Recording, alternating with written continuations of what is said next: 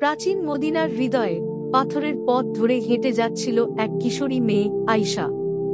তার হৃদয় ভরে ছিল ঈমান জানার আগ্রহে, ইসলামকে গভীরভাবে বুঝার আকাঙ্ক্ষায়।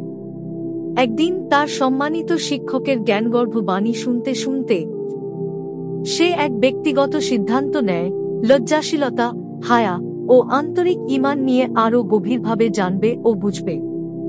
আয়শার পরিবার ছিল ভালোবাসায় পূর্ণ এবং ধর্মীয় শিক্ষায় আগ্রহী।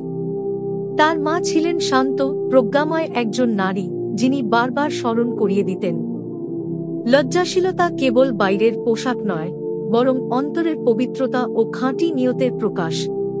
এই শিক্ষা হৃদয়ে ধারণ করে আয়শা প্রতিজ্ঞা করে, সে লজ্জা, বিশ্বাস ও আখলাকের আসল মর্ম উপলব্ধি করে সেগুলো বাস্তবে জীবনে রূপ দেবে।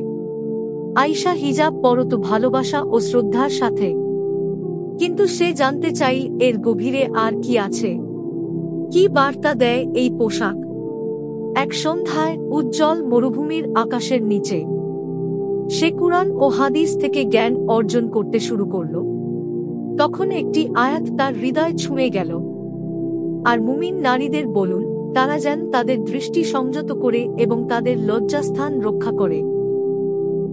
তারা যেন তাদের সৌন্দর্য প্রকাশ না করে, তবে যা স্বাভাবিকভাবে প্রকাশ হয়। সূরা আন-নূর আয়াত ৩১। এই আয়াত তার আত্মায় আলো জ্বালিয়ে দিল। সে উপলব্ধি করল, লজ্জাশীলতা মানে নিজেকে গুটিয়ে রাখা নয়, বরং নিজের সম্মান রক্ষা করা ও আল্লাহকে খুশি করার ইচ্ছা। এই গভীর উপলব্ধি থেকে সে বুঝল, হিজাব শুধু সংস্কার নয়, এটি আল্লাহর প্রতি ভালোবাসার প্রতিশ্রুতি, আত্মিক উন্নতির পথ। তার ব্যবহারে, আচরণে, নম্রতায় দেখা গেল হৃদয়ের পবিত্রতা। তার বন্ধুরা তার মধ্যে এক অন্যরকম শান্তি ও আত্মবিশ্বাস দেখতে পেল। তারা তার অনুপ্রেরণায় বদলে গেল। গ্রামবাসীরা আয়শাকে চিনতে লাগল তার নম্রতা, আন্তরিকতা ও দৃঢ় ঈমানের জন্য। সে প্রমাণ করল, লজ্জাশীলতা কেবল বাহ্যিক আবরণ নয়, বরং মনের পবিত্রতা, কর্মের আন্তরিকতা ও ঈমানের প্রতিফলন। এই গুণ মানুষকে আল্লাহর দিকে টেনে আনে, সমাজে ছড়িয়ে দেয় ভালোবাসা ও সম্মান।